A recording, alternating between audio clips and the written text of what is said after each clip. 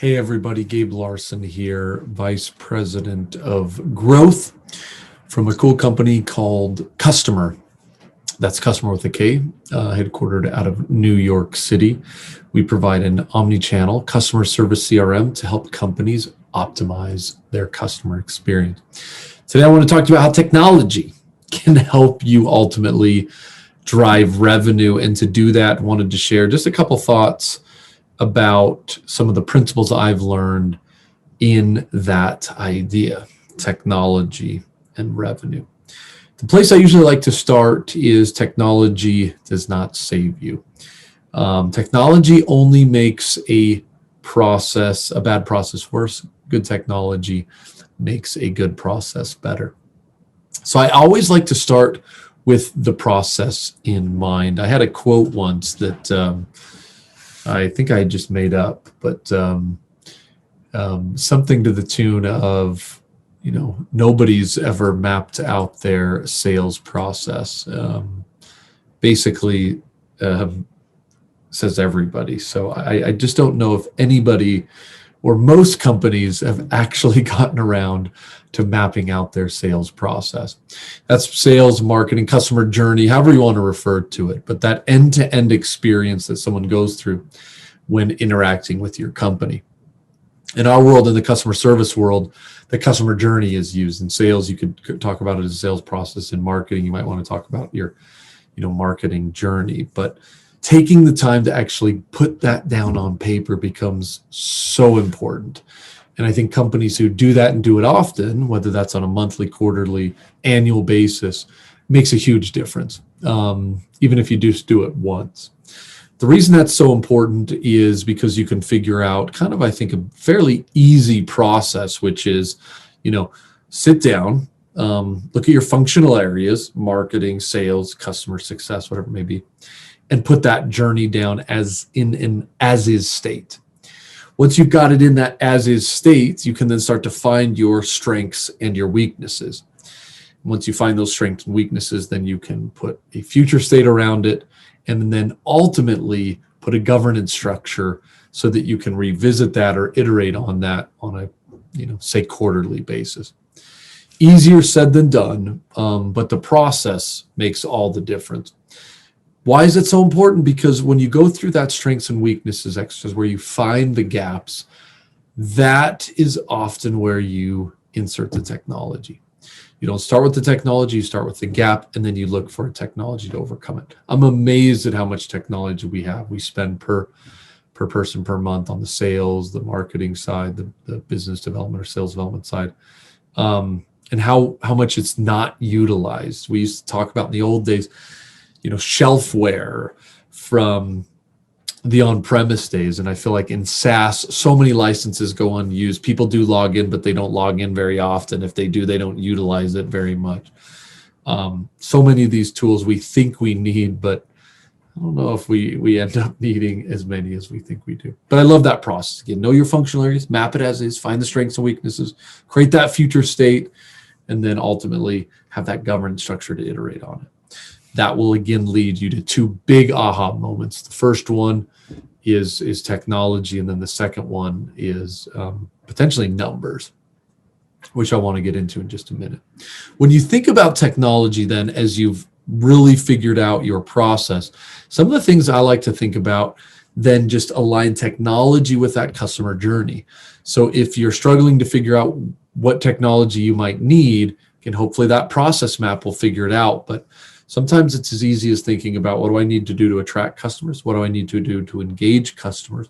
What do I need to do to orchestrate interaction, re-engage with customers, analyze, and then optimize? That might be a simple customer journey, more so from probably the marketing side, which is what I'm going to approach it at the moment. Certainly you could then jump into the sales development, sales, and customer service, but my mind's so much on marketing at the moment. Maybe that's a good way for you to kind of think through your process. I've got this process map. I've thought about a little bit of my journey, and I've got these buckets. How do I start to fill those different buckets? On the attract side of the house, there's many tools that could be utilized to attract your audience. A couple things that I've been thinking about, certainly social tools. We've been using Hootsuite just to think about a little bit about social listening and then pushing that stuff out to the market. Paid media, whether you're doing LinkedIn, YouTube, Quora, Facebook, AdRoll is a great one. What else is there? Bing, all of that paid media to attract your audience. And the biggest advantage we've had is probably Google. The biggest advantage where we've probably focused the most is Google, and then LinkedIn. LinkedIn continues to drive, I think, some real interesting metrics for us on that B2B side. We've not got as much on the Facebook side of the house and maybe some of those more traditional B2C platforms. But I love that paid media category in order to attract. Other tools used to attract, one that is just a fun one, this concept called Bonsai, and that is more falls in the event category. We've used them to help us think about how you can attract people to different events. And so it's almost like an outsourced event invitation platform where you can actually have someone go in and try to get people to your events. Just a fun one as you might be thinking about some different ways to attract. On the engage category, how are you thinking about your web infrastructure is a great category. The UX and tech testing capabilities, and then anything you can do to double click on SEO. So we're a WordPress shop. We use Optimize for testing, not texting. I have been texting lately. Hotjar's another great tool. We're all in on Google for SEO. So that might be a little bit of some of the things you'd think about engaging. From an orchestration standpoint, Visible is going to be a phenomenal tool to think about how you might think about attribution.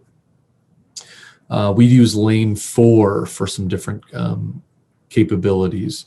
I like the idea of going to a contacts model rather than a lead model in Salesforce. So the auto convert, some of the routing capabilities that is utilized to take a lead into a contact, so that we're all thinking about an account-based model. I never liked this idea that Salesforce had that leads object, and I've always wanted to be more of an account-based focus. And so getting that lead and trying to convert it over, but losing some of the ability to be able to report on lead objects and contact objects and try to combine those. And for those of you who have experienced that, you probably know some of my pain. So I love Lane 4 for that. Marketo is a fantastic, although for a lot of companies too detailed. I do think you're going to see more and more shops pop up that provide just simpler marketing automation, more drag and drop, especially in the nurture flows. I think nurture can be fairly complicated. It doesn't need to be, and it's just a must for every organization if you're really going to tie your marketing and BDR organization together. So you can definitely do that, but I do think it's complicated in some of these more robust marketing automation tools. Enrichment tools, a lot of great data tools out there, whether that's ZoomInfo, DataFox, LeadIQ, Crunchbase, trying to think of other data tools, but I do think it's important that you can tie that together with your marketing, your Lane 4, so that you can enrich, route, direct it all to the right place, to the right audience. As we think about re-engagement, and again, I just wanted to go through some different categories and different tools that might be helpful for you to think through. AdRoll is a great re-engage tool. Outbound, this gets a little bit into the sales development side of the house, whether you're going with Azant, Mixmax, Outreach, other tools like that provide that engagement. Seismic really provides an enablement tool to engage people in different activities, such as the documentation that you've sent out. Others that I really like that I think can play a role is when you get into the analytics side of the house, and I want to dovetail that into the numbers. If you're a bigger shop, you can go with the Tableau, or you can go with a data warehouse tool that allows you to visualize stuff, Domo, etc. In small organizations, I've loved Google Data Studio. It's not very expensive, free in some cases, allows you to kind of tie what often is in Google Sheets anyways. So why not bring that into Google Data Studio? You can tie a lot of stuff from Salesforce into that. So that's a free one if you're a smaller shop and you want to use that. I think that's kind of a fun one. So just a couple tools on the marketing side of the house. that you might want to consider as you think about that customer journey and gaps you might want to fill. When it comes to the other big thing I think you'll find as you map out your process before you buy technology is just what are your numbers and what numbers should you be thinking about? And I've taken multiple stabs at this. I don't know if I've ever nailed it by any means, but I do think organizations who try to figure out what are the numbers they want to report on, not just the questions that come up on a daily basis, but being a little bit more surgical about the different numbers you may want to report on and breaking those into maybe a couple different categories. So things that I often like to see are number one, funnel. I think that's basic. You just want to see top to bottom, leads, MQLs. I do like to sometimes break out the different types of MQLs. And then following the rest of the funnel, what type of, everyone looks at this a little bit different. We like to have a step that's basically after MQL, where a business development or sales development rep accepts those leads and then turns it into an appointment, and then a stage 0 opportunity, stage 1, and then it moves into pipeline. So whatever your funnel is, I think that's super basic. And if you can't see that month, day, week, that becomes super important.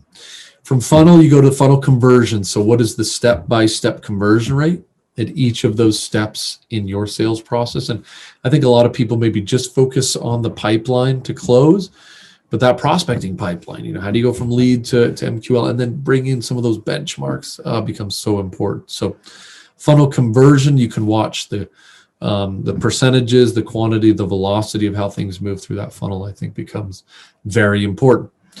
Number 3, I like campaign effectiveness. Once you got that funnel, you need to know campaign by funnel step.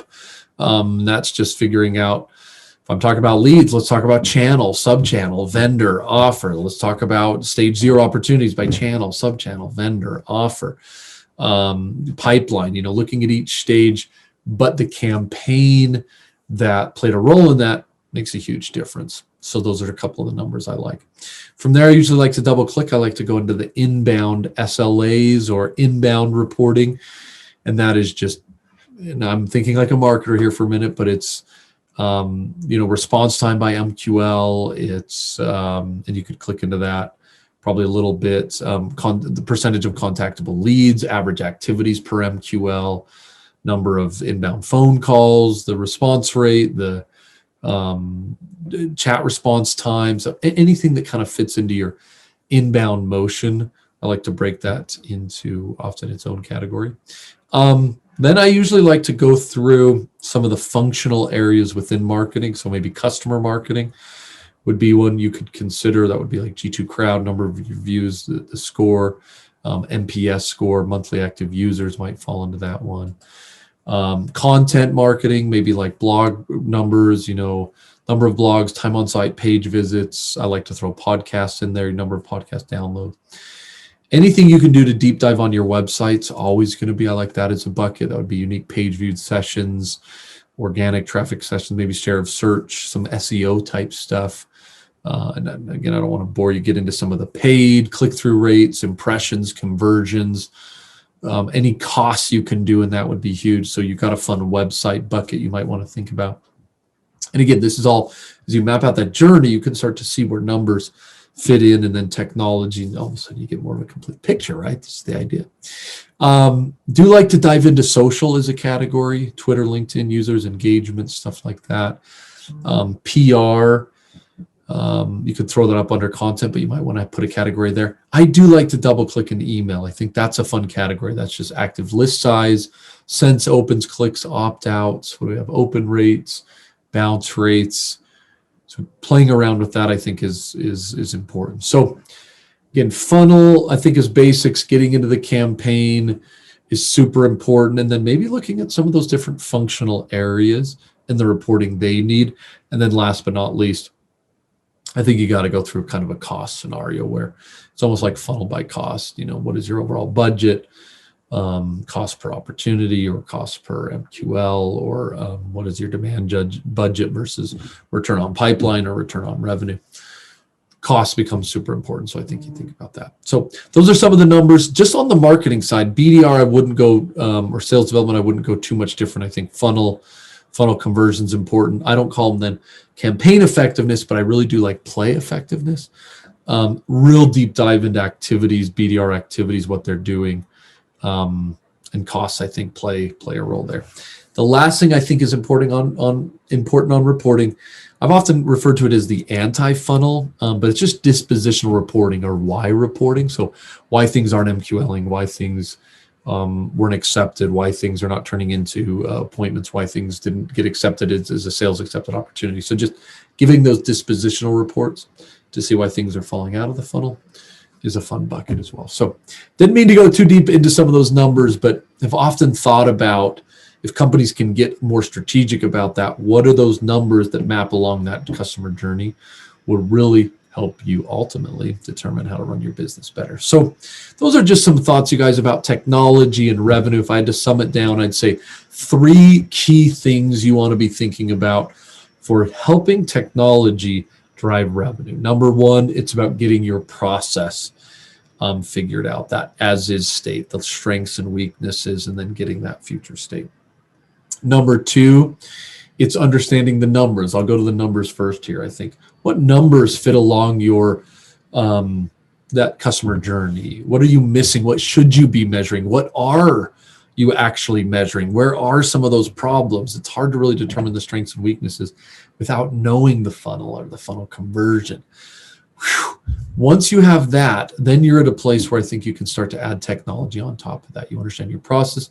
You understand both quantitatively and qualitatively where your strengths and weaknesses are in your funnel. Now you're ready to dive into technology. And you can think of technology a little bit like I did, maybe by, okay, here's big customer journey buckets. How do I attract people? How do I engage people? And then maybe start to fill that in. Or you might be able to directly say, here's a weakness that I should be able to accelerate with technology, or maybe get a little bit more insight in. Ultimately, you have to be thinking about visibility. Technology does not solve all your problems. And so it's hard to figure out if technology has an ROI. Probably wouldn't start there. I'd probably just make sure your people are using it. They're engaging with it. They are doing something with it, and maybe look for ROI after, because I do think there's a lot of shelfware, a lot of licenses being unused, or tools that people log into but ultimately don't engage with very much. So those are maybe my 3 tips. Again, process, numbers, then comes technology. So again, appreciate you taking the time. Hope you enjoyed the rest of the summit. Great information about technology, driving revenue. If you want to connect with me, feel free to grab me on LinkedIn. That's just Gabe Larsen. Would love to continue the dialogue about technology and revenue. Have a great day, everybody. Thanks. Bye.